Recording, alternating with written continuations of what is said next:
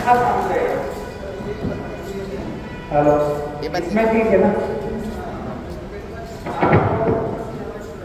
Hello, ये ठीक है क्या? बेटर है।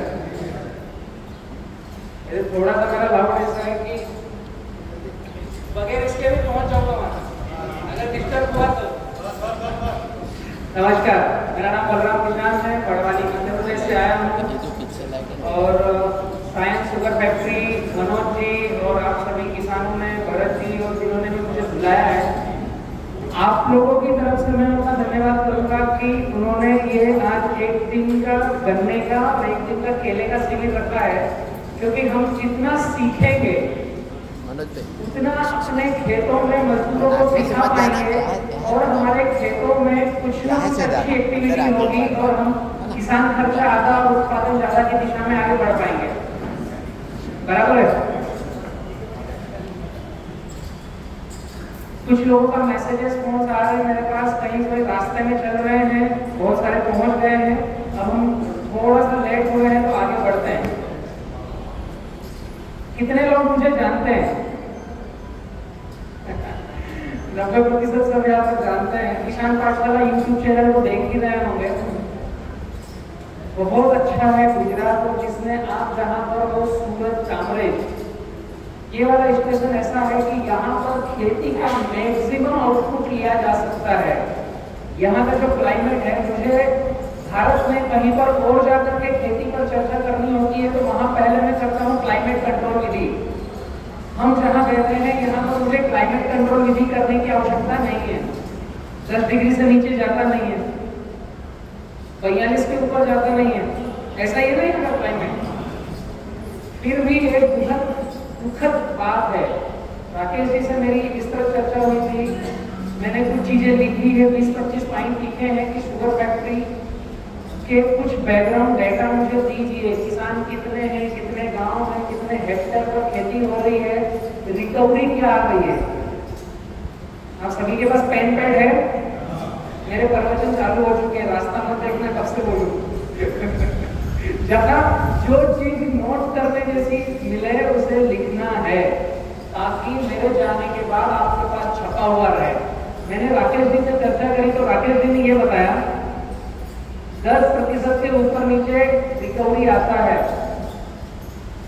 बहुत कम किसी के अगर सिलेक्टेड फार्मर के 32,000 एकड़ में जो गन्ना लग रहा है, 200 गाँव में सिलेक्टेड किसानों के किसी के 1-2 के यहाँ अगर ढंग से हमने फार्मिंग की तो शायद 11% तक जाएगी, जो भी मुश्किल है। ऑन एन एवरेज 9 के ऊपर नीचे रिकवरी आती शुगर की। मैं आप लोगों की बात करने के पहले आप लोगों की शुगर फैक्ट्री की बात कर रहा हूँ, ये बात समझने की जरूरत है। जितनी रिकवरी हम बढ़ाएंगे अपने गन्ने के उत्पादन के टनेज के साथ साथ, उतना हमारा 2 पैसा बढ़ेगा, उतनी शुगर फैक्ट्री हाइट होगी और हमें रुपये में इंक्रीमेंट मिलेगा। तो हमें कभी भी खेती करना है तो रिवर्स मैकेनिज्म में करना है। रिवर्स मैकेनिज्म ही हमें सक्सेस की ओर लेकर जाएगा। ये कोलैबोरेशन है फार्मर का और शुगर फैक्ट्री का। कई जगहों पर मैंने देखा है कि फार्मर्स की शिकायत रहती है कि हम ये वैरायटी का गन्ना लगाते हैं तो शुगर फैक्ट्री मना करती है। कल मैंने प्लॉट विजिट किए, वहां पर भी कुछ किसान चर्चा कर रहे थे कि ये वैरायटी मना करती है, ये वैरायटी को सपोर्ट करते हैं। Variety does not matter. Matter ये है कि आपके खेत में 1 एकड़ पे कितना टन उत्पादन आया। इसके अलावा कोई मुद्दा है? हेलो, पहला मुद्दा कितना टन उत्पादन आया। दूसरा मुद्दा, उसमें कितना खर्चा हमने कम किया। ये फार्मर की प्राथमिकता है। शुगर फैक्ट्री की प्राथमिकता है कि हमसे जितने किसान जुड़े हुए हैं उनके शुगर केन को काट करके हम लोग फैक्ट्री में लाते हैं तो उसमें रिकवरी चाहिए 11, 12, 13, 14, 15। होशंगाबाद में हम 16.5% तक गए हैं, कुछ छोटे छोटे टिप्स फॉलो करके। शुगर प्रतिशत 16.5, अनबिलीवेबल है ना। और एवरेज काफी किसानों का, मास किसानों का। होशंगाबाद, सोहन महेश्वरी जी मेरे अच्छे मित्र हैं जिनकी 19 शुगर फैक्ट्रियां हैं। ये जस्ट मैं आंकड़े क्यों दे रहा हूँ कि यहाँ से हमें काम चालू करना है। मुद्दा वही है, शुगर प्रतिशत बढ़ा करके हमें गन्ना पैदा करना है और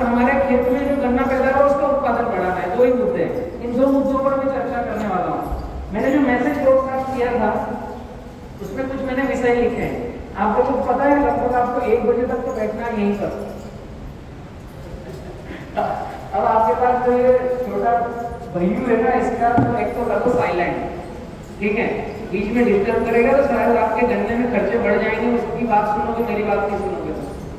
और पहले सेशन में हमारे 9 विषय होने वाले हैं। इन 9 विषयों को जिनको नहीं जानकारी मैं बता देता हूँ। अगर मैं इस विषय से भटकूं, क्योंकि मेरी आदत है बातचीत करता हूँ तो मैं निकल पड़ता हूँ, अगर मैं विषय से भटकूं तो मुझे वापस लेके आता। पहला विषय है जमीन की तैयारी, दूसरा विषय हम लेंगे मिट्टी की जांच क्यों जरूरी है, तीसरा विषय लेंगे बेसल डोज, चौथा विषय लेंगे बीज कौन सा होना चाहिए, जाति वैरायटी का चयन कैसे करें, बहुत बड़ा मुद्दा है। यहाँ पर कितने सालों से गन्ने की खेती हो रही है? लगभग 40 साल ऊपर से, और उसके पहले भी हो रही होगी, लेकिन 40 साल से हमें याद है, हम कोऑपरेटिव बन गए हैं और एक दिशा में आगे बढ़ रही है। अच्छी बात है, भारत में सबसे अच्छे कोऑपरेटिव चल रहे हैं गुजरात में, ये बहुत अच्छी बात है। मैं इसके लिए आप सभी का धन्यवाद करूंगा कि हम इकट्ठे होकर के काफी केले में गन्ने में खेती कर रहे हैं, ये बहुत अच्छी बात है। तो अभी भी हम 40 साल से खेती कर रहे हैं और आज भी हम पूछ रहे हैं कि गन्ने की वैरायटी कौन सी लगाएं। तो ये इतना बड़ा विषय है कि हम आज ही इस विषय को क्लोज करेंगे। कल से हम ये नहीं पूछेंगे कि हम गन्ना लगा रहे हैं तो कौन सी वैरायटी लगाएं, तो 40 साल से खेती करते करते आज भी ये विषय है कि वैरायटी कौन सी, ग्राफ क्या, और ड्रिप से लगाओ कि नाली से लगाओ। ड्रिप तो अभी आ गया 10 साल से, तो हम ये सोचते हैं ड्रिप या नाली, लेकिन छोटे से मुद्दे हैं। लाइन से लाइन, पौधे से पौधा क्या लगाऊं मैं, पिछले 10 साल से जो लगा रहा वो भी यही पूछ रहा है, आज भी पूछेगा। सितंबर में वापस गन्ना लगाना है तो पूछेगा। मतलब हम कहीं किसी पॉइंट पर पहुंच नहीं पाए हैं, तो आज हम कोशिश करेंगे उस पॉइंट पर पहुंचने का। 5वें नंबर पर सही ग्राफ और बुआई के तरीके, पेरी, एक आंख, पौधा, टक्कर पद्धति, ट्रेंच पद्धति, रिंग पिट मेथड, बहुत सारा कंफ्यूजन है गन्ने में। मेरे जैसे मित्र जो कुछ ज्ञान बांट रहे हैं, यूट्यूब पर मिलेंगे, गूगल पर मिलेंगे और ऐसे फिजिकल भी मिलेंगे, सबकी अपनी अपनी थ्योरी है। बट अभी तक किसान के पास एक चीज नहीं पहुंची है कि ट्रेंच मेथड से जाना है कि रिंग पिट मेथड से जाना है कि मैं पौधे लगाऊं, क्या करूं, क्या मैं, बहुत बड़ा कंफ्यूजन है ना। सितंबर में 5 एकड़ का गन्ना लगाना कैसे लगा, जबकि पिछले साल भी 10 एकड़ का है, उसके पिछले साल भी था, अभी तक पहुंचे नहीं कि ट्रेंच लगाना है कि टक्कर पद्धति लगाना है कि रिंग पिट लगाना है कि पौधे लगाना है, एक आंख के, क्या करना क्या है ना कंफ्यूजन। तो कोशिश करेंगे इन कंफ्यूजन को आज सॉल्व करें। और एक और मेथड बलराम किसान लेके आ गया, बीके शुगर।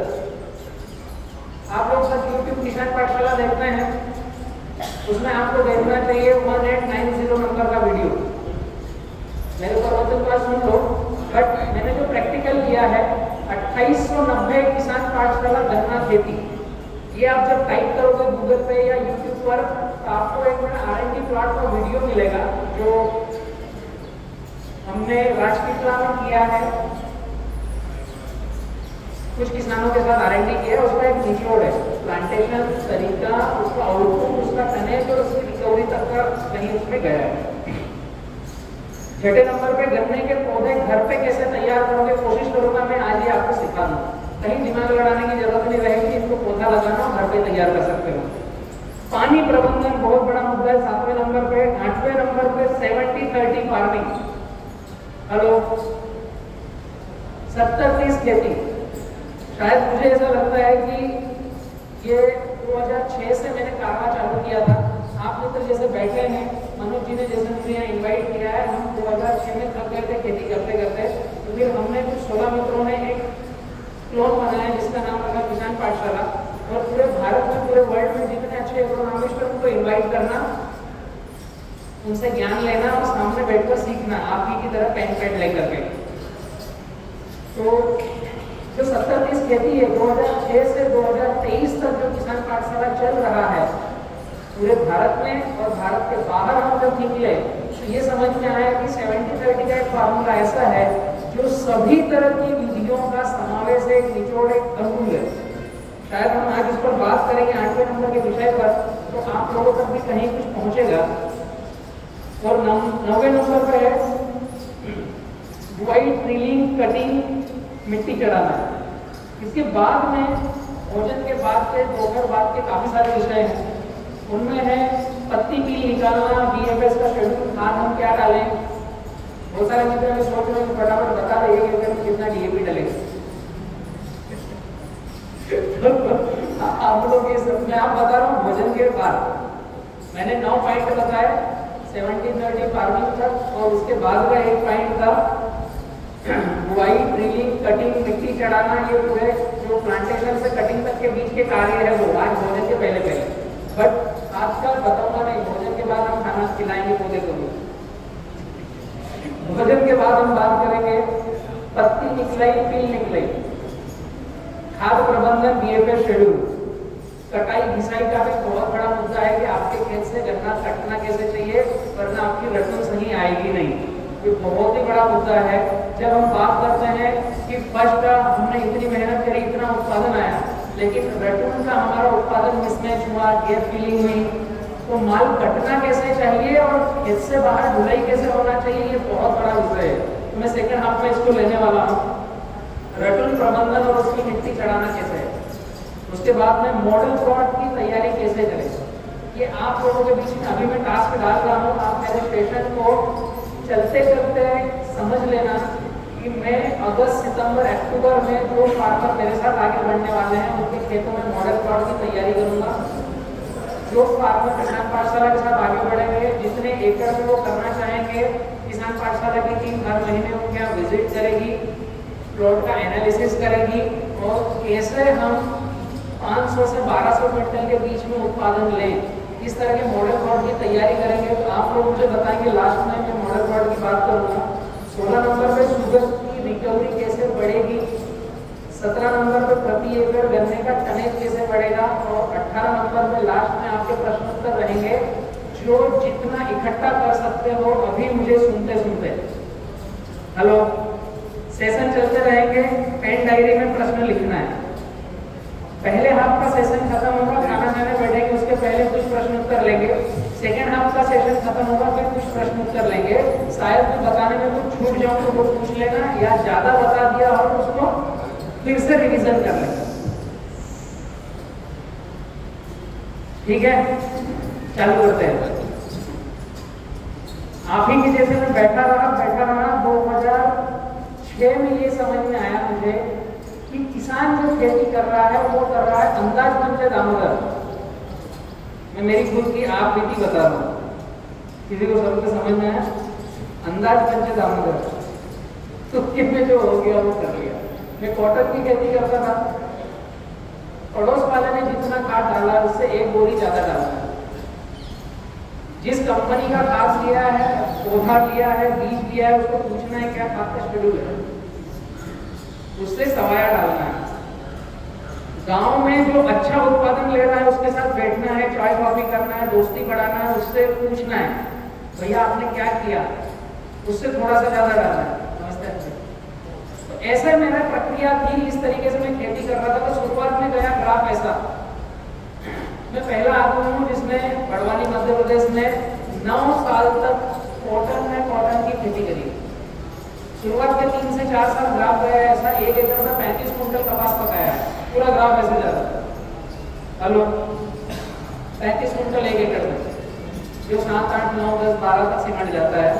बट फिर ग्राफ ऐसा बम से नीचे गया, 9 एकड़ में 4 एकड़ खराब हो गया, 5 एकड़ खराब हो गया, पौधा पूरा खड़ा है, लकवा मार गया। मैं एक कॉटन का मेरा उदाहरण दे रहा हूँ, यह आप लोगों के साथ भी हुआ होगा। ये कपास का पौधा खड़ा है, लेकिन आप सवेरे देखोगे तो पूरा मुरझा जाएगा, किसी ने निकाल के वापस बिठा दिया। डंपिंग, सॉइल बोर्न डिसीज, कोई इलाज नहीं बता रहा था। 950 एग्रोनॉमिस्ट इंडिया लेवल के बहुत सारे आ चुके थे, कुछ गवर्नमेंट अधिकारी थे, कुछ नॉन गवर्नमेंट थे, सब कुछ आ चुके थे, पर कोई ये नहीं बता पाया कि अगला पौधा नहीं मरेगा। तो हमें 2006 में समझ में आया कि हम जो खेती कर रहे हैं ना वो अंदाज पंचे दामोदर कर रहे हैं, मतलब सीखने की आवश्यकता है। तो आप लोगों के बीच में मनोज भाई, भरत भाई, शुगर फैक्ट्री ने जो अभी कुछ सोचा है कि कुछ सीखने सिखाने की उम्मीद करें, उसमें आप अच्छे बैठे हो। तो 2006 में मैंने सीखना चालू किया। मेरा पैसा था इलेक्ट्रॉनिक, मैंने ITI किया है। 2010 आते तक कुछ सीखा, हाँ 2010 आते तक कुछ सीखा। 2012 में ज्यादा सीख लिया। 2014 में टिश्यू कल्चर लैब डाली, दिख रहा है? 2014 में टिश्यू कल्चर लैब डाली। आज मेरे पास 3 टिश्यू कल्चर लैब है। 2016 से जब 70-30 फार्मिंग का फार्मूला हमने अच्छे लेवल पे लॉन्च किया, तो हिंदुस्तान की कुछ यूनिवर्सिटियां और हिंदुस्तान के बाहर की यूनिवर्सिटियां मेरे ऊपर शोध करना चालू कर गई, मुझे पता नहीं। 2019 में जब मुकेश काका ने जियो को सस्ता कर दिया 20 में, तो हमने यूट्यूब पर आए कि किसान ऐसे बार बार वहां तक पहुंचना, पाठशाला लेना, तो हम यूट्यूब पर डिजिटल हुए 2019 से। ऐसा थोड़ा थोड़ा कारवां चल रहा था। एग्रीकल्चर की पढ़ाई मैंने करी लॉकडाउन के जस्ट बाद में। 62.6% मेरा एग्रीकल्चर में बना है। मेरा पैसा था ITI का, आपके जैसे सीख रहा था मैं, लेकिन टाटा इंफोसिस से मैंने फिर एग्रीकल्चर किया 2021 में। 2022 आते तक करीब 7 हाई लेवल की यूनिवर्सिटियों ने मेरे ऊपर शोध किया। 18 दिसंबर 2022 मुझे जयपुर में डॉक्टरेट का अवार्ड मिला। एग्रीकल्चर, एग्रो इकोसिस्टम, सस्टेनेबिलिटी और सोशल वर्क पर आपके मित्र भाई ने कोई एग्रीकल्चर नहीं करी, उसके बाद डॉक्टरेट का अवार्ड मिला। समझ में आ रहा है कॉन्सेप्ट? आप सभी बैठे हो, आप सभी डॉक्टर बन सकते हो। मैं ये बताना चाह रहा हूँ, मेरी जो जर्नी की बात कर रहा हूँ मैं। अभी जो राकेश जी ने इन्होंने नाम लिया ना, डॉक्टर बलराम किसान, डॉक्टर की उपाधि लेने के लिए बहुत बड़ी PhD का थीसिस लिखना है, कोर्स करना है, 3 साल 5 साल की डिग्रियां लेना है। सर को क्या पता होगा जो अभी यूनिवर्सिटीज हैं, डॉक्टरेट की उपाधि लेना क्या करना पड़ता है? आप लोगों को केवल इतना ही करना है कि जो प्रवचन आ रहे हैं उनको सीखना है, अच्छे प्रवचनों को खेत तक लेके जाना है, इसमें हम डॉक्टर बन जाएंगे। इसके साथ साथ हमें कोर्स चला रहा है और डॉक्टर। जब मुझे डॉक्टरेट मिला ना, तो मैंने ये समझा कि हर किसान अपनी फसल का चिकित्सक बन सकता है, खुद की फसल का खुद चिकित्सक। आपको पता होना चाहिए खेत में जाते के साथ कि मेरा पौधा दिख कैसे रहा है, वो बोल क्या रहा है, उसको चाहिए क्या, वो बात क्या कर रहा है। हेलो, यहाँ से जब हम खेत में जाते हैं ना, खेती ऑटोमेटिक गलती होती है। यहाँ से जब खेत में जाएंगे, विल्टिंग, डंपिंग, निमेटोड, ज्यादा खाद, दवाइयाँ, यहाँ से जब जाओगे, यहाँ से जब जाएंगे खेत में, सॉफ्टनेस, संध्या काल में जब बैठोगे, सूर्य अस्त के समय पर, सूर्य चले गया, रोशनी बाकी है, उस समय में बोलते हैं संध्या काल। उस समय जब आप अपनी फील्ड में बैठोगे पौधे के पास, वो एकदम प्रकृति से कनेक्ट होने का बारीक सी पतली लकीर है, जिस समय आप तुरंत कनेक्ट हो सकते हो। वो एक पल आपने पा लिया तो फिर 24 घंटे में कभी भी कनेक्ट हो जाओगे। पहली शुरुआत करनी है तो संध्या काल जो मैंने जिया है वो मैं आप तक पहुंचाने की कोशिश कर रहा हूँ। सूर्य चले गए हैं, रोशनी बची है, रात अभी आई नहीं है, वो है संध्या काल, अंधेरा आया नहीं। जब आप शांत मौन होकर के मोबाइल को बंद करके जब पौधे के पास बैठोगे, फीलिंग आना चालू होगी, प्रकृति क्या बोल रही है, बस शांत बैठना है। ऑटोमेटिक आपको पता चलेगा पास वाला पौधा क्या फील कर रहा है। कभी कभी ऐसा होता है ना कि पीछे कोई है, हमें बुला रहा है, ऐसे हाथ लगाने वाला रहता है, आभास हो जाता है कोई है पीछे। ऐसे आपको आभास होना चालू होगा और एक बार देखने से मैच होगी तो आपको पता चलेगा कि खेत में हम पौधों से कैसे कनेक्ट हों, कैसे बातचीत करें और उनकी फीलिंग्स को कैसे समझें। ये पहली प्राथमिकता है हमें खेत में जाने के लिए कि यहाँ से एंट्री करना है, यहाँ से एंट्री करना बंद कर देना, खेत में इसको लेके नहीं जाना है। बाहर ज्ञान लेने के लिए यहीं तक है, लेकिन खेत में यहाँ से एंट्री करना है। ठीक है, शुरुआत करते हैं जमीन की तैयारी। आप सभी के पास पेन पेड है। अभी कुछ मेरे प्रश्न हैं आपको, उसके बाद में मैं आपके प्रश्नों को लूंगा। माइक वाले कौन है भैया? हेलो हेलो, हाँ आ रही आवाज है। आपको अभी आप जो गन्ने की खेती कर रहे हैं उसमें दिक्कत क्या है? भैया माइक देना पब्लिक को, जो प्रश्न पूछे उनको। हाँ दे दो। अभी जो आप गन्ने की खेती कर रहे हो, मुझे आप लोगों से प्रश्न है ताकि मैं मेरे प्रवचन देने के बीच में आपके प्रश्नों के लिए उत्तर निकाल करके लाऊं। मुझे सबसे पहले जानना है कि आप जो खेती कर रहे हो गन्ना, उसमें क्या दिक्कत आ रही है बताइए। हेलो, जिसको बताना हो हाथ खड़ा करो, आपके पास माइक आएगा।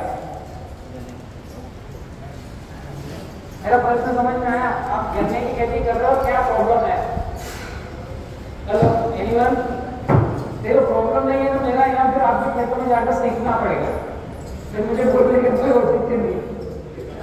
अगर प्रॉब्लम है, कुछ कमी पेशी है, तो मैं उस पर भी जोर डाल सकता हूँ जी।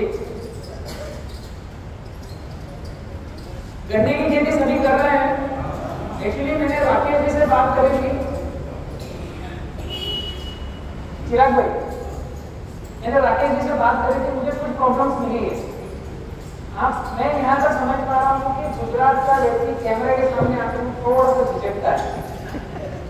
नहीं, कैमरा मेरी तरफ रखो, ये अभी ऐसे ही बोल देंगे। राकेश भाई ने मुझे ये बताया उत्पादन 250 से 350 है। ठीक बात कर रहा हूँ राकेश जी? एवरेज एकड़ का आप लोगों के पास किसका 500 का उत्पादन आ रहा है पर एकड़? नहीं, एक किसका 400 का आ रहा है? नहीं, एक किसका 300 क्विंटल का उत्पादन आ रहा है प्रति एकड़? अच्छा, टन 40 टन पर एकड़, 40 टन। हाँ 30 टन किसका किसका आ रहा है? 30 टन।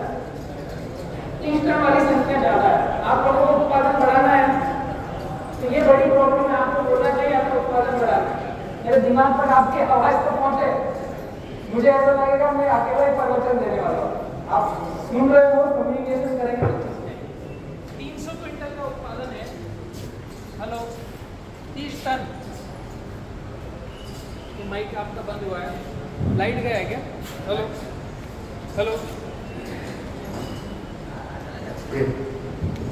તમે અહીંયા બેસો ને પ્રશ્નો પૂછો તો જ મજા આવે, એટલે પછી આપણે બેસીને दोनों तरफ से कम्युनिकेशन चलेगा, अच्छा रहेगा। કારણ કે આમાં उसमें ऐसा रहेगा आपको बार बार प्रश्न पूछना पड़ेगा उन लोगों को। અહીંયા આપણે આવ્યા છે તો પ્રશ્ન પૂછો તો જ આપણને મજા આવે, એટલે પછી આપણે બેઠા બેઠા કે હેલ્પ મચ નહીં થાય, મજા નહીં આવે। એટલે મેં આપણા જે પ્રશ્નો છે પ્રેક્ટિકલ જે આપણે સુગર ફેક્ટરી ઇન્ડસ્ટ્રીને લાગતા છે કે જે આપણે વાત કરી उत्पादन ओछું થાય છે, એના માટે જ આપણા સેમિનાર રાખેલો છે। એના માટે શું કરી શકીએ એના પ્રશ્નો પૂછો, કારણ કે એમનો જે માર્ગદર્શન છે ત્યારે મને કહ્યું, કારણ કે વચ્ચે વચ્ચે પ્રશ્નો પૂછો ને આપણે પ્રશ્નો પૂછ્યા જ કરવાના, તો જ અમારી એવું કંઈ સરળ રાખવાની જરૂર નથી કે પ્રશ્ન નહીં પૂછીએ, પ્રશ્ન પૂછો તો જ આપણે આગળ આવવાની તો નહીં મજા આવે। ठीक है, माइक तो माइक जय बाबू जी आटली जल्दी રાખજો है और खाना खाने के बाद खाना मत खिलाना, ऐसा बोलो। खाना खाने के बाद आधा नहीं उठाना चाहिए।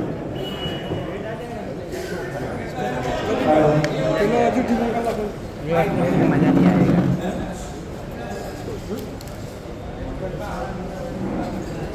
वो जो गन्ना बनाते हैं वो उसका जो डिस्टेंस दूर के बीच का डिस्टेंस, हाँ, की बहुत जरूरत है, वो उसको बता। ओके, कितना डिस्टेंस? ठीक है, वो लेने वाला हूँ मैं। वही हिसाब से उत्पादन बढ़ेगा।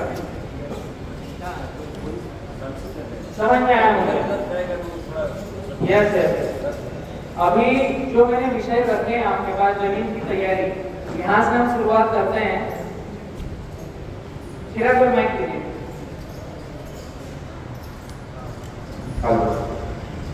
सबसे पहले आप ये बताइए कि जमीन की हार्डनेस कैसे कम करें?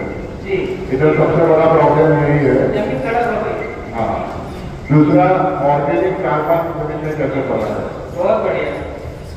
और तीसरा गन्ने का पेड़ कैसे बढ़ाए। एकदम सही। ये लगभग सभी फार्मरों की विधा होगी, क्योंकि मैंने केले के भी प्लांट विजिट किए हैं ना, तो पनामा विल्ट आगे आपके कामरेज में, गन्ने के भी प्लांट विजिट किए हैं। तो कल कुछ मित्र पत्तियां तोड़ के लाए थे, कुछ खेतों में हम गए नहीं, जा नहीं पाए थे पानी के कारण, तो आइटसाइड के पत्ते रेड, पीछे व्हाइट फ्लाई, पूरा फिर पीला पीला हो गया पत्ता। गन्ने जो सूखे हैं वो सड़क उसमें चालू हो गई है। मैक्सिमम मुझे समझ में आया, लेकिन मैं आप लोगों के अंदर से निकलवाना चाह रहा था। मैं अभी अपनी व्यथा करना चालू करता हूँ।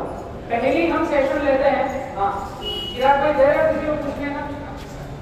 जैसे प्रश्न ग्रीक है हमें, मैं आपको ये पूछना चाहता हूँ कि हमारे एरिया में जो बिनावन मतलब जो गन्ने की खेती करते हैं उसके से हमारा उत्पादन बहुत कम हो गया।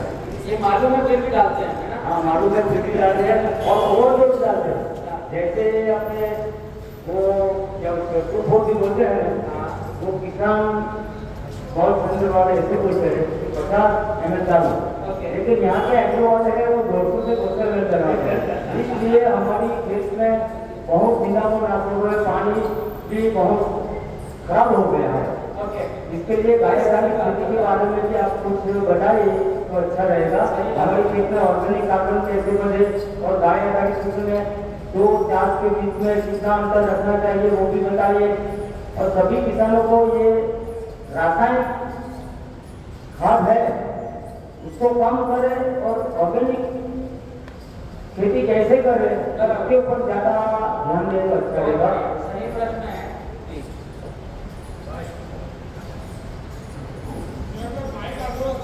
डॉक्टर गुलाम भाई, हमारा कमान एरिया में ड्रॉप इरिगेशन है।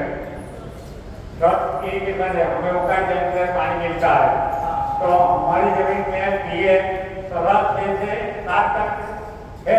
इसलिए हमारा मेरा मानना है कि गर्मी से वो आता है और बाद में उत्पादन कम मिल रहा है। तो इसकी दिक्कत के निवारण के लिए क्या करना चाहिए ये समझदार हमको मैक्सिमम प्रश्न समझ में आ रहे हैं। यही मैं चाह रहा था कि आपके अंदर बड़ा क्या बड़ा है मुझे पहुंचाओ तो नहीं, ताकि मैं जो बोलना चाहूँ उसमें आप लोगों की चीजें मैं शुरू से थोड़ी मेरी बात गंभीर रहेगी। साइंस स्टूडेंट जब स्टार्ट हुआ जब से मैं 18 साल से गन्ने का खेती करता हूँ। 2 साल हमारी करना बारदोई और पिछला गई थी। जब से शुरू में वही मेरी जमीन में मैंने एक में छोटे पेड़ का उत्पादन किया था जो कभी 600 एकड़ से नहीं रहती थी और 600 एकड़ से रहती थी। और बाद में जैसे जैसे साल जाने लगा तो आज अगले साल मेरा 1 एकड़ में 47 एकड़ पे आ गया। पहले कितना लिया था? 76। छोटे एकड़ से मैंने शुरू किया है। कभी 7 में जब से गन्ना पका था। क्या लिया था पहले? 70 पर एकड़ और ये लास्ट ईयर में 46 हो गया। अबे जो मैं पहले ऐसे ग्राफ पर हम गए थे ना, वही मैं बता रहा था। अभी ऐसा आ रहा है, रिवर्स हो रहा है। जो पहले से मैं जो खेती करता हूँ तो कभी मेरी सीधी लाभ कट जाती है, बाद में कोई इसमें क्रॉप नहीं करता हूँ, तो ऐसे ही छोड़ देता हूँ। क्योंकि अपना बड़ी ऐसा होता था कि कैसे जाप जाएगा तो वो और ऊपर की मट्टी वो भरोसे से गिरेगा, अंदर जाएगी और जमीन ऊपर आएगी। वही मैं सोचता हूँ। ठीक बात। तो पहले में 1 बीघा वहाँ 3 NPK डालता था और 2 यूरिया। आज भी मैं हाथ थोड़ा बढ़ाया है। मैं डाइट कभी नहीं इस्तेमाल किया। अभी मैं 1 बीघा में 4 NPK और 3 यूरिया रखता हूँ। हाँ बीघा डबल हो गया लगभग। डबल नहीं हुआ है, एकड़ पे बीघा आप बीघा बोल रहे हैं ना, एकड़ पे डबल हो गया। तो 3 साल से क्या होता है कि मेरी ये जो पद्धति है उसमें मैं कंफ्यूज हो जाता हूँ। राजस्थान से आते हैं, महाराष्ट्र से, मध्य प्रदेश से जो कोई ऑर्गेनिक खाद बोलता है, कोई बायोकेमिकल बोलता है, तो मैं इस्तेमाल नहीं किया हूँ। लेकिन 2 साल से किया हूँ तो खर्चा ज्यादा, क्योंकि वो मेरी पद्धति में थोड़ा कम किया एंटी का एरिया का, लेकिन उसमें कुछ समझ में आया मुझे समझ में आया है। और ये कंफ्यूजन हमारा दूर करो जो उसमें मट्टी भी आती है वो कहते हैं हमको गवर्नमेंट मदद तो मिलेगी नहीं, अच्छा रहेगा। मेरे ख्याल से मिट्टी ही आती है। एक्चुअली मैं बताऊँ आप लोगों को, मेरे नाटक बोलते थे बेटा ऐसा कोई काम मत करना कि सापड़ी को छोड़कर गुदड़ी को पकड़ा। यूरिया DAP पोटास को छोड़ करके कि हमने ऑर्गेनिक ब्रेक पकड़ लिया है, जेब से पैसा जाना चालू है। ठीक है। हेलो भगवान भाई, मेरा गांव इधर से 23 किलोमीटर दूरी पे है, पश्चिम में। आपने जो स्टडी किया है पूर्व का स्टडी किया है, और मेरा खेत के अंदर 15 मई के अंदर 1 फुट के ऊपर पानी निकलता है। पानी सूखता नहीं तो मुझे कौन सा क्रॉप लेना है? उसको मैं लूंगा, लास्ट में बताऊंगा आपको, ज्यादा समय याद दिलाना। ठीक है, मैं चालू करूँ अपनी कथा? यस सर, हम अभी 15 एकड़ करने की तैयारी किया है जी। अगर तो मई महीने में, मई के एंड में तो जमीन ये बुराई करके नया मिट्टिया बोलते हैं करके तैयार जो घास वगैरह था उसमें मेरा खोटाला है, तो ये तरीका सही है क्या? हाँ, ये अभी मैं जमीन की तैयारी करूंगा, इसमें ये पार्ट आ जाएगा बराबर। मेरा कोई और कुछ बचा है लास्ट में? भगवान भाई, मैं क्या बोल रहा हूँ कि आपसे जो हो सके तो आप जो ट्रैक्टर की वजह आप बीघे में बात करोगे तो बढ़िया रहेगा, और क्विंटल की जगह कर भी जाओगे तो अच्छा रहेगा। हमारे यहाँ यही समझ में आएगा। ठीक है, डन और बिगा। ओके,